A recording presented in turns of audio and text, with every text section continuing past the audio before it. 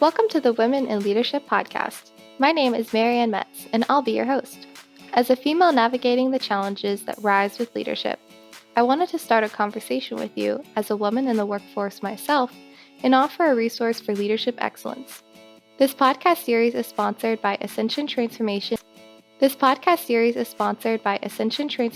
Solutions, your business transformation technology partner. As you tune in to listen, you will meet Debbie Collard and Susan Ireland, our leadership experts who will be answering questions to offer you exclusive insights to help you thrive in your career. Stick around. Hi, everyone. Welcome back to the Women in Leadership podcast. I hope everyone's having a great day so far. But if not, I'm glad you decided to listen in today because today's episode is full of a great encouragement to boost your energy on a cloudy day like it is outside. Before we get started, please help us out by rating and reviewing the podcast. We love reading your comments, and if you like today's conversation, maybe take a screenshot of this episode and tag one of us in your Instagram story or a Facebook story. You can tag myself on Instagram at Maryanne Grace or Seasons on Instagram at Seasons Leadership so we can hear your feedback. Now, I want to welcome Debbie and Susan, the co-founders and leadership experts from Seasons Leadership Program, who we have some great advice for you today. Thanks for being here, ladies. I'm really excited about today's episode because we're talking about how to be a motivational leader even when you're not feeling it. I know we all have our days where we kind of lack the motivation to be a strong leader. And on the podcast today, we're going to explore why this happens and equip you with tools that you can implement when you find yourself lacking inspiration. I know I feel like this on occasion. And it's really important to ensure you can still show up and lead, even when you may not feel like you can. As a reminder, and we've said this in previous podcasts, we are all leaders, whether we realize it or not. We're a leader to someone, and they see how we show up and how we lead, not just in the times when we're excited about doing it and energized about the work, but also in those times when we are really low energy and not feeling very motivational ourselves. So since we're all leaders and we all have low times as well as high times, it's really important to be able to be motivational to others, regardless of where we are in our own energy cycle. Right. Susan, did you have anything you wanted to add? So it's funny because Debbie and I are aligned on so many things, and in this we still are too, but I have a pet peeve about being a motivational leader because I have a hard time of the concept that I can make somebody be motivated or inspired. And I don't know really that anybody can make me motivated, inspired. However, when I really reflect on it, I am very motivated and inspired by people or leaders who are they themselves motivated and inspired. I don't know if that makes sense. It's like, I believe the best way I can be motivational is just to be motivated myself by what I'm doing or how I'm achieving my purpose. I think this conversation is really important because I don't always feel up and motivated. We're all human, and so we go up and motivated. We're all human, and so we go up and down. So it's what do I do with that, especially when I do have responsibility for leading a team or a family or a community group, because our moods and our attitudes I shadow. So it is normal to lose the energy you felt at the beginning of your career, and it is normal to maybe lose sight of your long-term goals of personal growth. This can be a real battle for many women, but we're here to share with you some advice on how to get back on track and find your motivation once again. First of all, it's important to identify what really motivates you. I hope you are seeing a pattern from our previous episodes that self-reflection plays a huge part in the first stepping stone to answering the majority of questions that plague your mind when it comes to leadership. This is not only This is not only true in a business setting, but also in your everyday life. Ladies, can you both share some motivating factors that keep you going when you start to lose focus or energy at work, as an example to some of our leaders? Yeah, I'd like to jump in on that one. But first, I'd like to jump in and respond to Susan's earlier comment about, and then she answered her own question and refuted that thought by saying, but I am inspired by people who are inspired. So, yes, you can inspire somebody else and you can motivate somebody else. You're not intentionally trying to, but you do it nonetheless because you're by being inspiring and motivating others. That's exactly right. Exactly right. Because there's really nothing more exciting than when you talk to somebody who's excited about what they're doing. That is so inspiring. And that's something that we have control over. And that's something that we have control over. Absolutely, absolutely. And something we've talked about earlier in answer to Maryanne's question now is values. Having values as a person, individual, and as a leader is so important because that gives you a way to stay aligned in your life, in everything that you're doing, including motivation. So staying true to your values and having a purpose, remembering why you do what you do. The why is so important. The what isn't really, but the why is so important. And having the why is so important. And having those goals and keeping your eye focused on the long term, even when there are setbacks. And oh, by the way, there will be setbacks. We talked a lot about that with change, right? But remembering that someone, even if you don't know who that someone is depending on you to lead. And simple is important because then you can have the thought, how do I want that person to view me? If I put myself in their shoes, do I like what I'm seeing reflected? Do I feel that's motivating and inspiring? And so values, purpose, goals, inspiring. And so values, purpose, goals, and then holding that mirror up to yourself and staying aligned. Susan, what else? Well, another thing that I keep in mind is something we talked about in an earlier podcast, my state of mind. I feel like I have responsibility and the capability to choose my state of mind. Now, it's not that I'm always in a positive state of mind, far from it. We live in this challenging world with all types of people in all types of states. Have you ever noticed how you're impacted when somebody you come across is in a foul mood? It's contagious, but luckily so are the positive states. So when I'm feeling like I'm not at my best, I realize that my state affects other people around me, my family, my fate affects other people around me, my family, my friends, my colleagues, Mhm. even the person who's making my coffee for me in the coffee shop. And that's not who I am.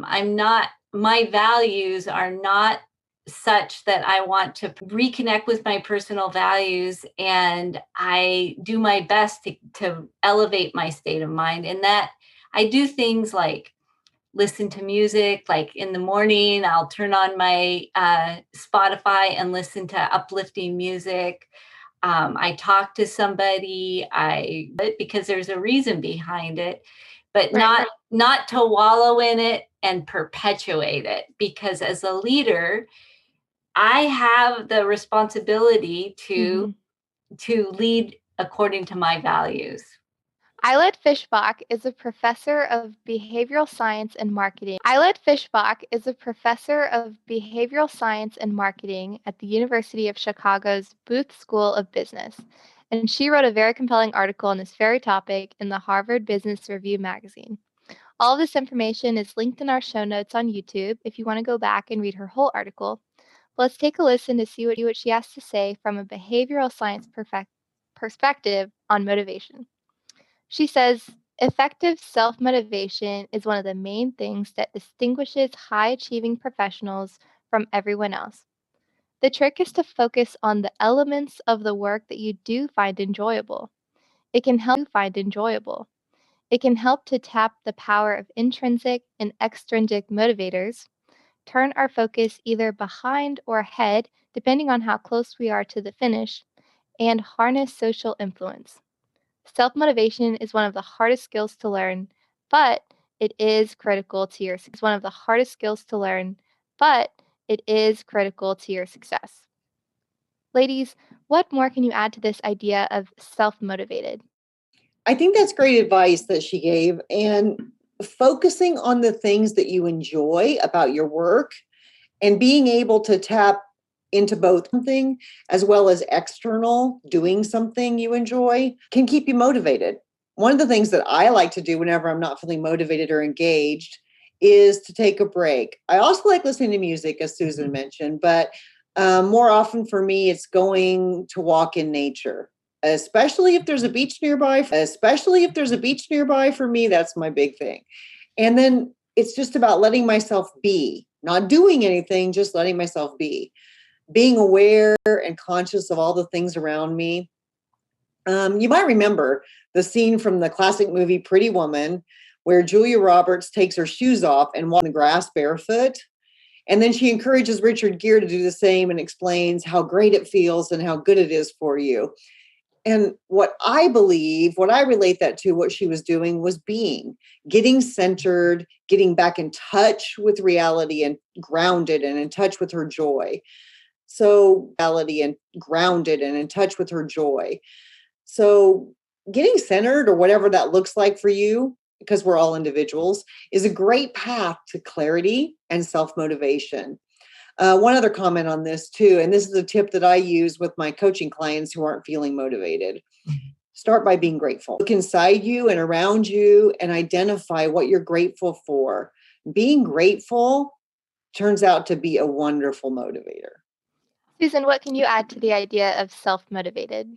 Well, this reminds me of many coaching conversations I've had with people who are thinking about changing their job. The question is this lack of motivation temporary or permanent? Is it the wrong job for you, or is it just that you're experiencing a dry spell? And the task you happen to be doing at that moment in the dynamics, it's important to understand how you're feeling and take the time to choose what is right for you. But what is it's important for most of us to keep working, right? Like Debbie was saying, we have to work through this. All jobs go up and down, and there's times when we're feeling really motivated and times when not so much. I have found that I am more successful when I'm moving towards something than when I'm trying to. So, of course, this is something that's tolerable, but it's important to take the time to figure out what I want, not what I don't want. So the question is, until you decide what you do want, don't let your performance and attitude slip, because that will hurt you longer in the long run. So in those situations, I advise to tap into your values and your overall purpose.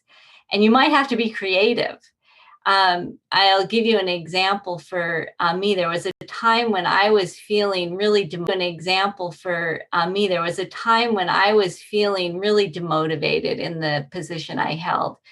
I wasn't feeling like it was the right job and the right organization, but I wasn't ready to leave yet. But I also really thought about why was I staying? And I honored a colleague who I was supporting, who was leading the business. And I switched my focus from my position and my responsibilities and doing those. This is going to sound funny, and doing those,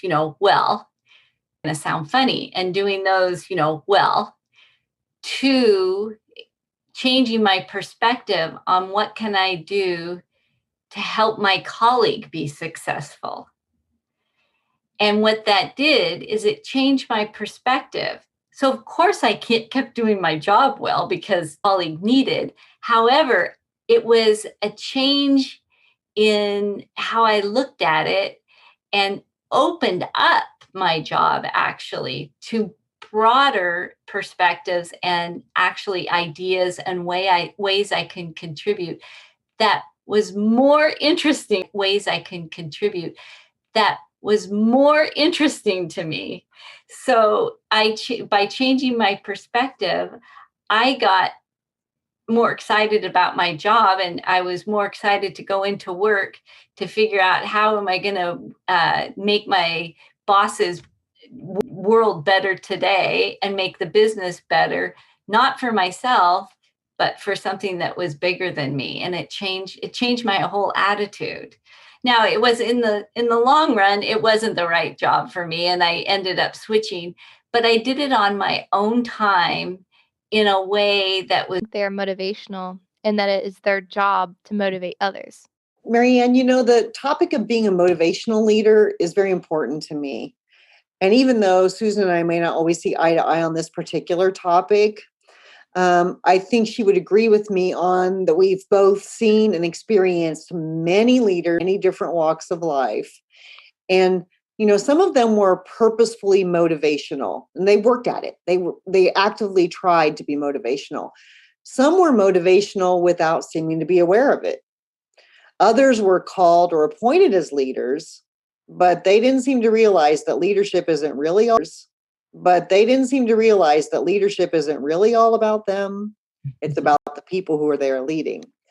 So what I would say to those leaders in that last category is that you lead even when you don't realize you are.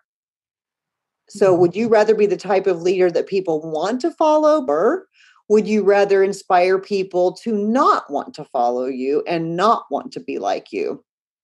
I'm so very grateful for the amazing leaders that I've gotten the opportunity to work with and for. And while I'm also grateful for the leaders that I learned what not to do from by watching them and what they did, I can't help but think how much more effective and motivating those leaders would have been if they stopped to think how what they were doing was impacting or motivating or demotivating others. According to an article from the Journey of the Leadership blog, motivation is necessary to face high level challenges, to put thoughts into action, and it helps pave the way to a vision or a goal.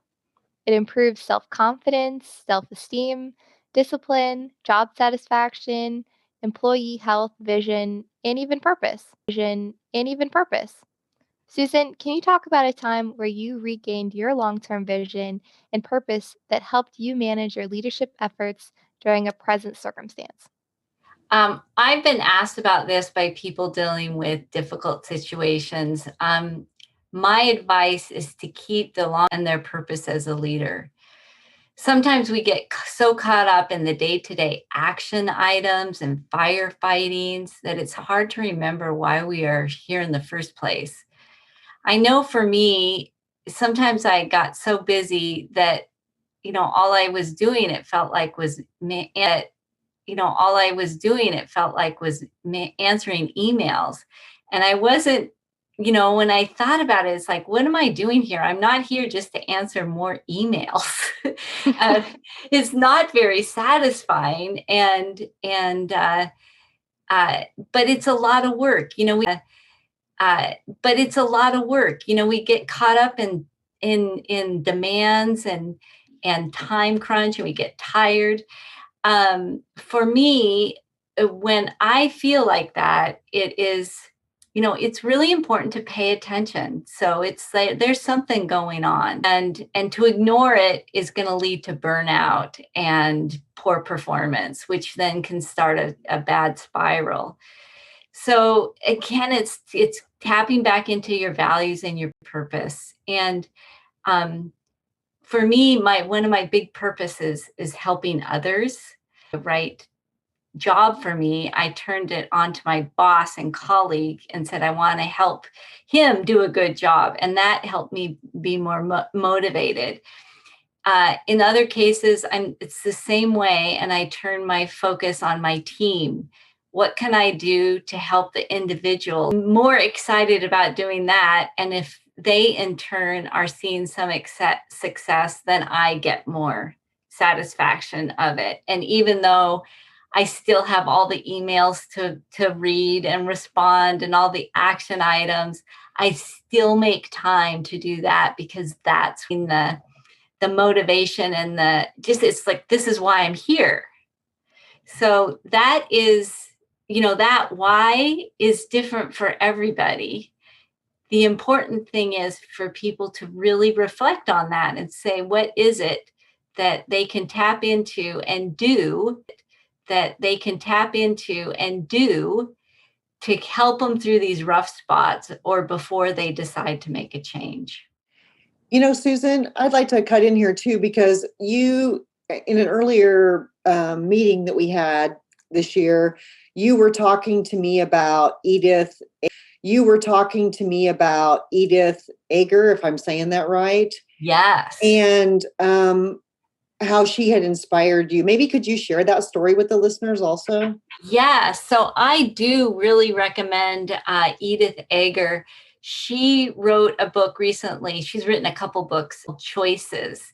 She's a Holocaust survivor, and she survived, and now she's a psychologist. And she says to focus on what we still have and not what we've lost. I've got a quote here. To survive, competition and domination get you nowhere. Cooperation is the name of the game. To survive is to transcend your own needs and commit yourself to someone or something outside yourself. So I find if I find someone or something outside myself that I can commit to, I can keep moving forward, even in the most difficult situation. And thank you, Debbie, for reminding me. No, it was good. It was inspirational to me when you told me about it. We haven't yet mentioned demonstrating integrity yet, and this is a we haven't yet mentioned demonstrating integrity yet, and this is a key element to finding success when you lack the motivation to be a great leader. Debbie, what does integrity mean for you, and how does it correlate with your motivational factors? What integrity means to me, integrity is one of my core values. I will do, or if I can't, explaining why. In earlier podcasts, we talked about how important it is to identify your values and stay in alignment with them. And we even talked about it earlier in this podcast. Being aligned with core values keeps a person congruent as a leader and as a person. So having integrity for me is a double plus, since it's one of my core values. But even if we were to look at it by itself, having integrity is so important to being motivational. People see our actions, and if we're walking the talk as leaders, see that as well. They're going to be motivated by that demonstration of integrity, even if it didn't match what they thought they would do in the situation or what they thought we should do in the situation. So it gets back to, I don't like that decision Debbie made, but I get why she made it because she was walking the talk that she's talked about all the time. So I can get behind that and I can support it, even if I don't agree with it. If I didn't have integrity, people are going to know that too. They're going to say, oh yeah, well, last week she said this and now she's doing that. So why should I follow her? So to me, living up to your core value, and one of mine is integrity, is so very important because it says who I am as a person and a leader. And that helps motivate others to follow my example, or to motivate others to follow my example, or to follow where I'm leading them. I mentioned at the beginning of the episode that we are going to equip you listeners with some tools you can implement in your workplace when you find yourself lacking the inspiration. There are over 30 helpful tips from the Journey to Leadership blog but I wanted to mention the top 3 tips right now so you can start applying them today to help you find success as a leader. Tip number 1 is stay close to your convictions and your values, just as Debbie said. Tip number 2, stay accountable to someone. And tip number 3, invest in someone. And tip number 3, invest in trainings and personal development. The Seasons Leadership Program embodies each of these elements through helpful workshops that are designed to elevate and expand your leadership presence. I would highly encourage you to sign up if you need a resource for leadership development to assist. Susan, how can our leaders sign up if this is something they're interested in? Great. We want them. Go to our website, seasonsleadership.com, and apply. And by applying, you're not committed. It just starts the conversation with Debbie and me. We want to ensure that the conversation with Debbie and me. We want to ensure that the program is the right one for you. And so don't hesitate. We are ramping up for an exciting and enlightening 2021. And I'd like to add, we're global. We've got participants so far from all around the world and a bunch of different time zones. So this is going to be a dynamic and exciting program this year. Excellent. And thanks for sharing. And as we come to a close for today's episode, we will end the show with my final question, like I always ask. Do you each have one last piece of advice for our listeners who might be struggling today on staying motivated as a leader? So my piece of advice is this: when you're not feeling particularly inspired or motivated, you may not be very motivational to others, but you know what? It's okay to not feel motivated. We're all going to have those times and we can't escape. Being true to those values, having integrity, and demonstrating leadership through tough times is extremely motivating to others. My advice is to remember that we're all connected and our actions affect others. Take responsibility for your state of mind and how you show up. Take care of yourself and stay aligned with your values and purpose. Also remember that what other people are going through. As a leader and a human being, it's important to be empathetic to what others are feeling. Yes, let's make sure that we focus on our long-term goals. Thank you both for taking the time to share your stories and inspirational ideas with us today. Tune in on Women Wednesdays for more episodes. See you next time. Thanks for joining me today on the Women in Leadership podcast series. If you loved our podcast, we encourage you to sign up for the Seasons Leadership Coaching Program, a year-long leadership program for women designed to support your growth and success as a professional. The program was created to help motivate female leaders and further their self-awareness to live into their potential while making a difference. For more information or to register yourself for Seasons Leadership, visit their website at seasonsleadership.com and follow us on Instagram and LinkedIn to stay connected. See you next time.